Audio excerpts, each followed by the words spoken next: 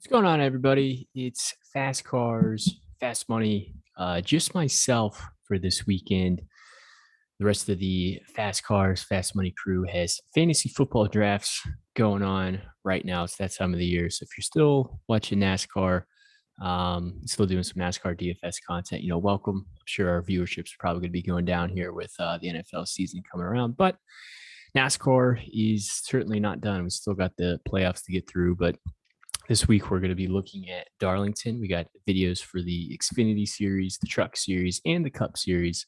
All of them are live right now up on our YouTube channel. And you can also pull up the spreadsheets for yourself over on Twitter. Any comments, questions, feel free to drop them in the comments below. We'll make sure we get back to you there, or shoot us a message on Twitter. We'll get to you over there as well. But looking at the Xfinity race for this one, it's relatively a short race. It's 147 laps. Same distance as the truck race. The trucks actually race on Sundays. So Sunday is a doubleheader, and the Xfinity guys are the first ones to try out the track on Saturday. We raced here earlier this year, so that's a good reference point when pulling data and trying to figure out who potentially might be good. The only thing that's different is they repaved part of turn 2, which was kind of a unique part of the track that a lot of drivers had to kind of navigate, where it's not really going to be a factor anymore. So it might race a little bit differently than we saw earlier in the year. But regardless, we usually see a lot of late cautions with the Xfinity series. So I'm kind of expecting that again, some kind of late yellows, re-rack in the field, maybe some overtime finishes. There's a few NASCAR Cup guys in this race that we'll talk about. And one thing to note, the truck race and the Cup race are both playoff races, but the Xfinity series race is not a playoff race just yet. So let's get into the picks, the driver by driver breakdown. Looking at the top plays, the expensive range from Cindric down to Reddick. There's really 3 guys that I think make sense to target in this range. And if you look at NASCAR DFS, there's 3 ways for you to earn points. One of them is where you finish, so your finishing potential. The second one is dominator points. So if you're running the fast lap or if you're leading the race, laps led. The last bucket to get NASCAR DFS points is place differential, where you finish based upon where you start. So I really want to try to target the drivers in this range who can score me points in all 3 of those categories. And to me, it's going to be Austin Cindric, Brandon Jones, and Denny Hamlin. By Denny Hamlin by far being my favorite play. I think he's way underpriced. I think he should be even more expensive. He runs his track really well. He's a Cup driver. He's in the 54 car. I mean, he should easily lead this race at some point. But Cindric, he has positive place differential, finishing potential, and dominator upside. Same with Brandon Jones, probably less so on the dominator side, but it's possible. But he has some nice place differential built in. And then obviously the same thing with Denny Hamlin. I think Reddick and Dillon are still good plays, but they're not going to lead you any laps. They're not going to run you any fast laps. So they're limited in a sense on how many points they can score. So just keep that in mind when you're building lines. And then if you're paying up for those guys, I think the 9K range might get overlooked. I think a lot of these guys are going to be pretty low owned. I don't really see Gregson, Allgaier, Burton really working out. I think they kind of get stuck in almost that no man's land where I imagine that Daniel Hemrick or AJ Allmendinger are probably going to lead the early part of this race. And then eventually we'll see a Cindric, a Hamlin, maybe Brandon Jones, take over. That's at least the narrative that I'm playing in my head and how I want to try to construct lineups. So then it really comes down to, if you want to try to target an early lap leader, do you feel more confident in Daniel Hemrick or do you feel more confident in AJ Allmendinger? And then you got to think, okay, how long are they going to lead before Hamlin takes over or before Cindric takes over? If you think it's going to be a while, maybe it's worthwhile getting those guys if they can still get maybe a top 5, top 10 finish. But if either Hemrick or Allmendinger has a problem, it's really going to hurt your line. And if you're paying up for 2 guys in the 10 to 11K range, it's almost impossible to get to the 9K range. 8K from Mayer down to Snyder. Again, really not too much interest here. I think there's some other better value plays lower on the slate. And I think it's worth paying down for those in order to kind of get those top plays. Um, Mayer's just too inexperienced. Darlington's a pretty tough track. I can see him getting into issues. Moffitt starts 10th, so kind of limits his upside. Haley starts 3rd. Maybe he somehow gets around, Hemrick and Allmendinger there, but I doubt it. Same with Jeb Burton. They're just kind of caught in this no man's land. Michael Annett, I think, is interesting.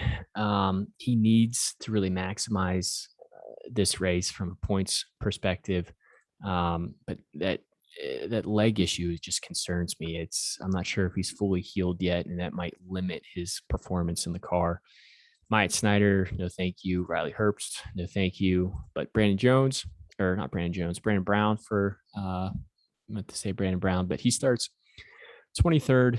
If the race runs green, he's probably 12th to 15th type of driver. If wrecks happen and he avoids those, he can even squeak into the top 10. He's very similar to Michael Annett. He's trying to race his way into the playoffs. So they're going to be aggressive, trying to, again, maximize their points day. So I like that play. I think it's very similar to a Ryan Sieg and a Jeremy Clements, but Brandon Brown just starts further back. So he's a little bit safer and has more upside with the place differential built in. 6K range. Really two guys I like a lot. I think BJ Mcleod might get overlooked for a couple of reasons. One, people might assume he's in a BJ Mcleod car, the team that he owns, but he's racing for another team. He's racing for, the DGM guys. He's going to be taking over the 90 car. He almost starts dead last. He'll get around Greg Alding before the first turn. Feel confident about that. He should run clean, easily can finish, probably top 25. If wrecks happen, might even finish higher than that. And if he does get in the issues, it's not going to hurt your day starting that deep. Another guy I'm really high on is Colin Garrett. This equipment alone is it's a top 20 car. We've seen Colin in this car for the last handful of weeks. He's been doing okay. Darlington's a tough track, so he might struggle a little bit at first. But again, if he can just stay on the racetrack and not hurt himself, he should have a pretty good day. And then LeBay and Castle, I think, just start a little too high. Weatherman, it's hard to trust these Mike Harmon cars. I mean, Weatherman will probably either finish, 40th, 38th, 37th, or like 25th or 20th. It's nothing really in between. It's very similar to the 74 car. It appears the 47 car has less mechanical issues than the 74, but both of them are still coming out of that Mike Harmon stable with no practice, no qualifying. Just a very, very risky play. So if you do play him, or if you are playing him in a lot of lines, it's probably either really going to help you or really hurt you. So just be aware of that. Ryan Ellis, not too interested in. Carson Ware, again, he's in that 74 car, basically the same play as Weatherman. I have more confidence in Weatherman as a driver, but I'm not really concerned with the driver's ability. It's more of the equipment's ability to withstand the race. And Darlington it's a tough track on equipment. So just both of those plays scare me. Jeffrey Earnhardt starts too close. But if you need some punt plays, I think there's some good options for you down here. I don't mind Jesse Little. Again, if you can just stay out on track, avoid the wrecks, he should probably move forward.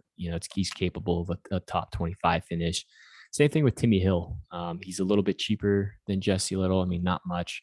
And maybe him starting 29th lowers his ownership a little bit. But Timmy's a smart racer. He's a veteran. He should easily be able to, kind of get the most out of the equipment. I can see him, same thing, finishing top 25. And that's really all you want from a punt play is kind of a top 25 finish.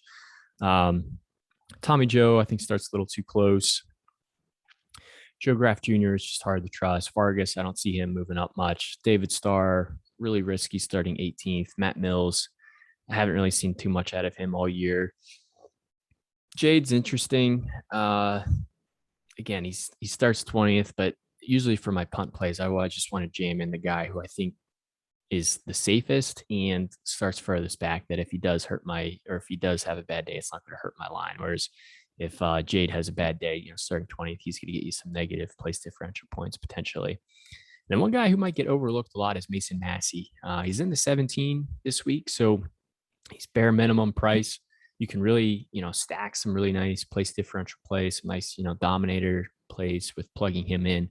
I don't think he's necessarily the best driver, but the equipment is good enough. I mean, the equipment is probably a top 20 car.